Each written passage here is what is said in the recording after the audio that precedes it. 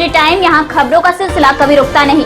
मैं शिवानी शाह हाजिर हूँ आपके सामने आज की इस खबर के साथ। वाराणसी के पुराना रामनगर स्थित समाजसेवी विभू पांडे के निजी आवास पर महिलाओं के सशक्तिकरण और सुरक्षा को लेकर विधिक जागरूकता कार्यक्रम का आयोजन किया गया। महिलाओं को विधिक जानकारियां प्रदान करने के उद्देश्य से बैठक का आयोजन किया गया। समाजसेवी विभू पांडे द्वारा सभागार में जुटी हुई सभी महिलाओं को संबोधित करते हुए उन्होंने कहा कि महिलाओं के हित एवं संरक्षण के लिए देश में कई प्रकार के कानून बनाए गए हैं तथा महिलाओं को विभिन्न विधियों के तहत विधिक अधिकार दिए गए हैं। बावजूद इसके जानकारी के अभाव में महिलाएं उनका लाभ नहीं ले पाती हैं।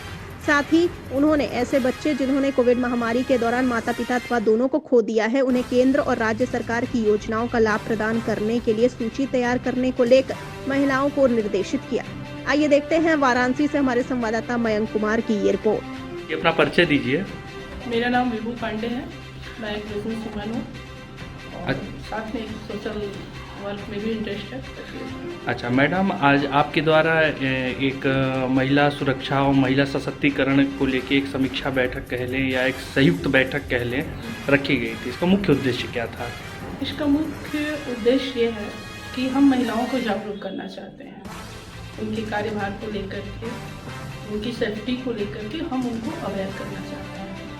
उन्हें हम ये बताना चाहते हैं कि उनकी स्वयं की पहचान क्या है और स्वयं की शक्ति को वो पहचानें और हर परिस्थितियों का सामना वो खुद करें, अपने सेल्फ कॉन्फिडेंस को वो बनाएं और उसके साथ जो भी उनके लाइफ में कुछ बहुत सी ऐसी महिलाएं हैं जिनके साथ तमाम समस्याएं होती हैं, बहुत सी महिलाएं हैं जिनके साथ बहुत फ्रीडम में कोई समस्या नहीं है, लेकिन जिनके पास सामाजिक, पारिवारिक, आर्थिक किसी भी तरह की समस्या है, तो उस टॉपिक पे वो आकर के अपनी समस्याओं का यहाँ पे निदान करें, वार्तालाप करें। उनके लिए जो उचित सहयोग होगा, जो उनका मार्गदर्शन जिस मायने में भी हो सकता है, वो किया जाएगा।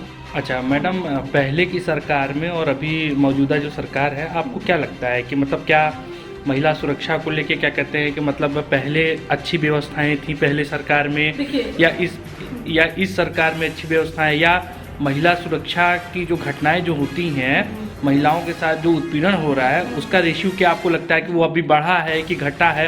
और आप इस पे मुख्य रूप से आप क्या वर्क कर रही हैं, आपकी टीम क्या काम कर रही है? मुझे सबसे इम्पोर्टेंट बात तो ये है कि हमें कौन सी सरकार आई, क्या की, कौन सी सरकार है, क्या कर रही है। हमें सरकार जो सुविधा दे रही है, नहीं दे रही है, वो एक डजंट मैटर है, ठीक है। लेकिन सबसे बड़ी बात है कि हमें खुद से भी स्वावलंबी बनना है और बनना होगा, ठीक है। उत्पीड़न के मामले में कहा जाए अगर तो उत्पीड़न जितना भी हुआ, बहुत सारे ऐसे केसेज हुए। आज से 2 साल पहले पीछे भी चले जाइए, 10 साल पहले भी चले जाइए, पीछे चले जाइए, तो जितनी भी ऐसे बलात्कार जैसे केसेज कह लीजिए, घरेलू हिंसा के केसेज कह लीजिए, उसमें कहीं से कोई कमी नहीं है बल्कि बढ़ोतरी ही है। तो हम ये कहेंगे कि आज की सरकार हो या आने वाली सरकार कोई हो या कल की जो सरकार हो, जब ये समस्याएं दिन ब दिन बढ़ती ही जा रही हैं, तो कोई भी सरकार के आने न आने से, काम करने से बेनिफिट कहाँ है? भाई कोई भी सरकार यदि प्रेजेंट टाइम में आई है या आ रही है या पहले भी थे, तो इन समस्याओं का अंत होना चाहिए। अच्छा मैडम, एक सवाल और है। अभी रिसेंटली जैसे कि बनारस में ही अभी संभीम स्कूल का एक मामला प्रकरण में आया था, इसलिए यहाँ पे इकट्ठा हुए हैं। मेन मोटिव हम लोग का ये है कि महिला सशक्तिकरण को लेकर के, महिला जागरूकता को लेकर के, और इस टॉपिक पे यदि हम बात करें महिला पुरुष को लेकर के कि ये समस्या है, घरेलू हिंसा, तमाम चीज़ें हैं, तो इसका कोई अंत नहीं है। और सच बताऊं तो चाहे जितना भी डेवलप हो चुका है हमारा समाज, बहुत सारी सुविधाएं, बहुत सारी मान्यताएं महिलाओं के लिए, बहुत सी चीज़ें व्यवस्थाएं आई हैं, लेकिन सही मायने में देखा जाए तो ये समस्या जड़ से इतनी जल्द खत्म होने वाली नहीं है। डिपेंड ये करता है कि आपके अंदर कितनी काबिलियत है, आप अपनी समस्या को, अपने प्रॉब्लम्स को कैसे फेस करते हैं। कभी कभी होता है क्या है कि हम लोग घर में होते हैं और कुछ महिलाएं ऐसी होती हैं जो बहुत एक्टिव होती हैं, शिक्षित होती हैं, कुछ करना चाहती हैं, आगे बढ़ना चाहती हैं, टैलेंट उनके पास होता है, लेकिन घर का माहौल ऐसा होता है। क्योंकि देखिए हम लोग को जो शुरू से संस्कार दिए जाते हैं ना, तो हम लोग जब शादी ब्याह लड़कियों का जैसे हो जाता है, तो जब एक परिवार में हो जाती है तो फिर वो वहाँ पे ये मतलब उनके मन में एक चीज़ बैठा दी जाती है बचपन से कि आपको ससुराल में जाना है तो ऐसे रहना है। अब लोगों की वहाँ पे रिस्पेक्ट करना, परिवार के साथ एक संतुलन बना के रखना। अगर परिवार के जो मुखिया होते हैं, जो हेड होते हैं, वो अगर आपको अलाउड करते हैं कि आप घर से बाहर निकल के ये काम करें तो कर सकती हैं। यदि वो आपको परमिशन नहीं देते हैं तो आपके पास लाख टैलेंट हो, आपको घर में ही रहना होता है, क्योंकि या तो निकलने के लिए या तो आप अपने परिवार को तोड़ के निकलिए, या तो फिर भाई जो घर का मुखिया है वो आपकी सारी जरूरतें पूरा करे, आप घर के अंदर बैठ करके आप अपना मजे लीजिए। दूसरी चीज़ ये होती है कि कभी कभी क्या होता है कि परिवार की भी स्थिति सही नहीं होती है।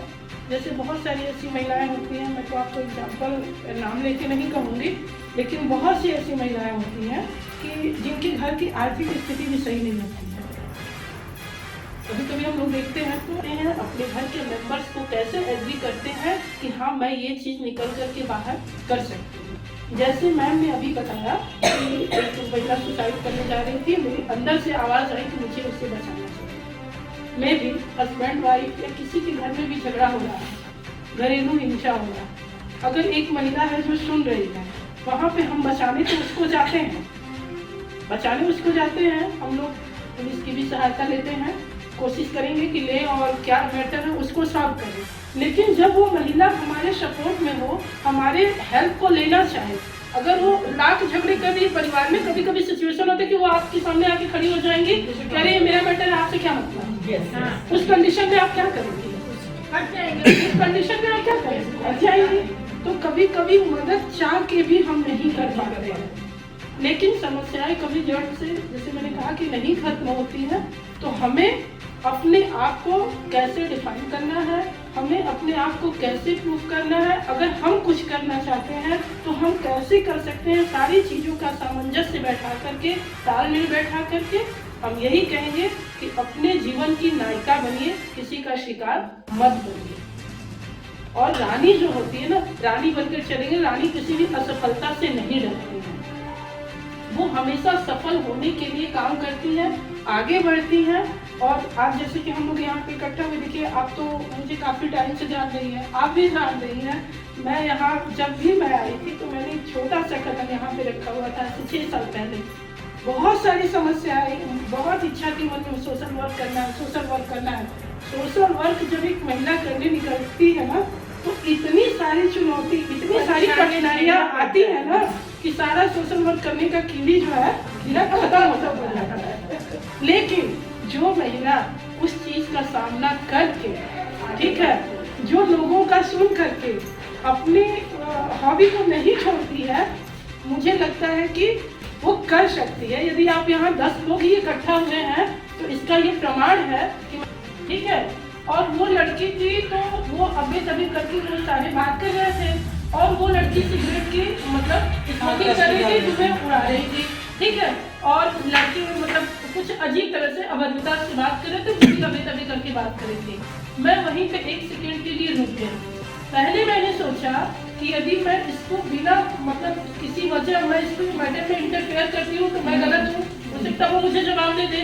लेकिन दूसरे मुझे ये लगा कि जब लड़कियों को सरकार इतनी छूट देती है, महिलाओं को इतनी छूट दिया जाता है ना, पहले महिलाओं के लिए सबसे बड़ी प्राथमिकता महिलाओं को दी जाती है कि पुरुष यदि है, महिला है तो पहले महिलाएं बैठे, पुरुष खड़े हैं, ठीक है, ऐसा होता है ना। तो क्यों ऐसा बनाया जाता है? गवर्नमेंट ऐसा क्यों नहीं करती कि सबको इक्वल करे और सब जैसा करता है वैसा अपने कर्म के अकॉर्डिंग वो अपना वर्चस्व स्थापित करे? क्यों हम किसी के मतलब रहम पे पड़े? क्यों हमें गवर्नमेंट इतनी सुविधा दे रही है? हमें स्वावलंबी बनाए ना, हमें स्वावलंबी पहले से बनाए ना, हमको समान दर्जा देना। नहीं देखिए, इसमें सरकार का दोष नहीं है, इसमें सरकार का दोष नहीं है, इसमें संस्कार का दोष है। ये तो एक अलग प्रश्न है, लेकिन अपनी संस्कृति के साथ अपनी संस्कृति को ना, अच्छा कोई संस्कार का दोष है वहाँ पे। उस बात को तो मैंने काट के ये बात बोला, लेकिन उस लड़की के ऊपर मैंने आया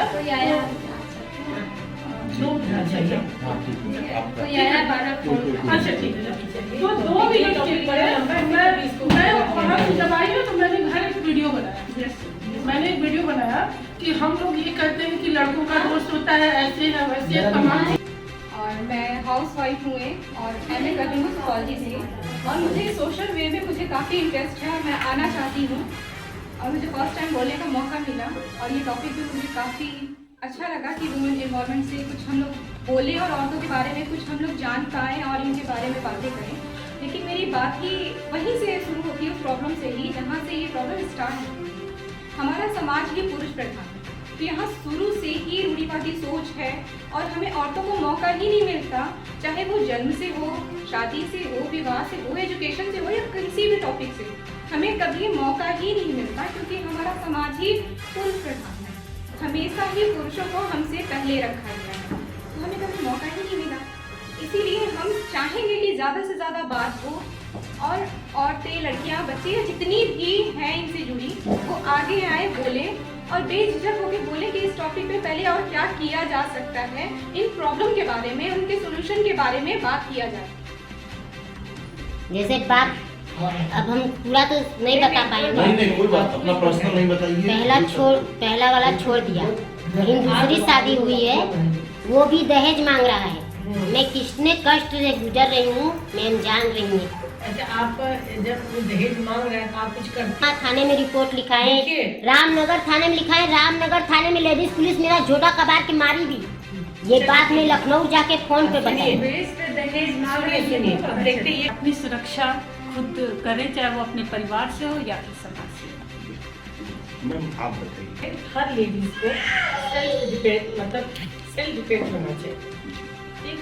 और चाहे घर में हो चाहे बाहर हो, अपनी रिस्पेक्ट कायम रखनी चाहिए। बस मैम आपसे भी कुछ से सुरक्षा करें और समाज को देखें, समाज में क्या घट रहा है, क्या चल रहा है, उसको लेके अपने मन में विचार बनाएं कि ऐसा हम न करें या ऐसा कदम हम उठाएं कि हमको लाभ मिले, चार औरों को भी लाभ मिले। कदम वही होना चाहिए कि मैं जो करूं उससे चार लोग सीख लें, उसको पीछे न जाए। जैसे उन्होंने कहा कि मैं उसको छोड़ना नहीं चाहती, क्यों नहीं छोड़ना चाहती? जब खुद पर डिपेंड होंगे तो उसको छोड़ेंगे, हटाएंगे उसको, हम अपनी जिंदगी खुद से जिएंगे, खुद अपना लाइफ शुरू करेंगे नए ढंग से। उसको दहेज देने से अच्छा है कि हम अपने को खुद कमाए, खुद करें, तो खड़ा कर लें, स्टैंड कर लें अपने आप को।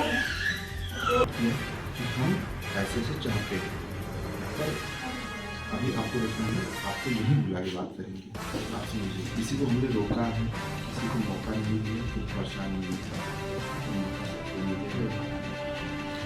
ऐसा ये है कि हम सब लोगों ने अपने विचारों को तो बता दिया, पर गवर्नमेंट में कुछ कर रखा है कि नहीं कर रखा, सिंपल सी बात है। किया है कि नहीं किया? मोदी जी को कितने लोग जानते हैं, इसमें से हाथ उठाइए। दिया था बेटी बचाओ बेटी पढ़ाओ। अच्छा, इसमें क्या होता है, कोई हमको बता सकता है? मैं बता दूं? एक मैं बता देती हूँ कि पहला फर्स्ट स्टेप है कि आप पहले भ्रूण हत्या रुकेगी। दूसरा है, अगर हमारा जब बेबी कोई लड़का हो या लड़की होती है तो उसके लिए एक बीमा हो रहा है, लड़की की पढ़ाई के खर्च के लिए पूरे प्रोसेस चल रहे हैं। अगर हम सरकारी हॉस्पिटल में जाते हैं तो प्राइवेट में ऐसा कोई हमें ये सुविधा नहीं मिली है। हाँ, अगर हम सरकारी स्कूलों में, सरकारी हॉस्पिटल में डिलीवरी कराते हैं तो हमें सारी सुविधाएं बेटी के 18 साल तक होने तक काफ़ी है। पहले 5 साल तक, फिर 18 साल तक, फिर शादी तक सारी सुविधाएं बेटियों को मिलेंगी, जो मिनिमम है, मैक्सिमम नहीं। ये जैसा कि मैम ने बोला कि सरकारी संस्थान या सरकारी चिकित्सालय में बच्चियाँ पैदा होने के बाद ही इस तरह की सुविधाएँ मिलेंगी। मैं स्पष्ट करना चाहूँगा ऐसा नहीं है, क्षमा चाहेंगे। और सुमंगला कन्या योजना है, जहाँ यहाँ के जितने लोग उपस्थित हैं नोट कर लें। सुमंगला कन्या योजना, कहीं भी बच्चा पैदा हुआ है, बेटियाँ हैं, आप जो भी क्या बोलते हैं उसको, इंटरनेट साइबर कैफे, आप वहाँ पे अपना आधार कार्ड, अपना अकाउंट नंबर, माताएं जो माँ है, माँ का अकाउंट, सुमंगला कन्या योजना उसका नाम है, उस योजना का सुमंगला कोई भी करवा सकता है इसको, और ये बहुत ही बेनिफिशियल है बच्चियों के लिए। जी पुरुष प्रधान देश में भी पुरुषों को भी मौका नहीं मिलता जब तक वो अपनी कोशिश न करें अपनी हिम्मत न दिखाएं, अपना संघर्ष न करें। मैंने गलत बोला? आप लोग को क्या संघर्ष नहीं करना पड़ता आगे बढ़ने के लिए? तो ये तो छोड़ दीजिए कि पुरुष प्रधान और महिला प्रधान। पहले रखा था। देखो बेटा, वो जमाना गया। नहीं, इक्वल है, अभी इक्वल, बिल्कुल इक्वल है। महिलाओं को ज्यादा सुविधाएं मिली है। निम्न वर्ग में नहीं बेटा जी, हर जगह है। मैंने इसे एक ही हम भी देते, रोजगार भी देते। उन्होंने कहा कि हम नहीं छोड़ेंगे, किसी को छोड़ना पकड़ना हमारे तो ये अलग है। देखिए, ये टॉपिक अलग है। लेकिन आप पहले तो आप सोशल वर्क सोशल से कर रही हैं, तो थोड़ा अपना माइंड डेवलप कीजिए। वो जमाना गया। मैं रामनगर में हूँ और मैं अपने रामनगर वालों की भरपूर तारीफ करती हूँ। मुझे मौका दिया नहीं, मैंने उनसे लिया। उस तरह अपना स्थान बनाया, उस तरह मैं खड़ी हुई कि लोग कहे कि हाँ मान गए। लोहा मनवाया मैंने, अपना लोहा बेचा और लोहा भी मनवाया कि हाँ ये लेडीज रामनगर में कुछ है। तो ऐसा बात नहीं है बच्चा, ये गलत है। लोगों ने कहा कि देखिए, लोगों ने कहा कि बिल्डिंग मटेरियल में एक महिला नहीं चल सकती। मैंने चल के दिखाया। चलना देखो बेटा, एक ना रविन्द्रनाथ, अकेला चलो, आप चलना शुरू करो, कोई आपको रोक नहीं सकता। सीधी सी जिसको आना रहेगा वो आएगा। आप अपना रास्ता चुनो। जैसे विभू अकेले चलना शुरू की है, हम लोग इतने लोग जुड़े हैं। हम विभू को 2 साल से जानते हैं, लेकिन तो पहले हम महिलाओं को अपनी सोच ही बदलनी चाहिए कि हम बढ़ेंगे, कोई हमें। Thank you. ऐसा नहीं करना चाहिए। तो ज्यादा मैं कुछ नहीं कहूँगी, प्लीज। जी। और क्या कहना, महिला को रखने से डरें, और जो हमारे समाज में है वो भी करें। घरेलू हिंसा के बारे में क्या बोलना चाहती हैं? घरेलू हिंसा तो ये तो बहुत ज़्यादा ही होता है हमारे समाज में। औरतों को लेकर के या फिर औरत जो है परिवार को लेकर चले तभी सही है, या फिर और कुछ बहुत सारी समस्या है। हम जो चाहते हैं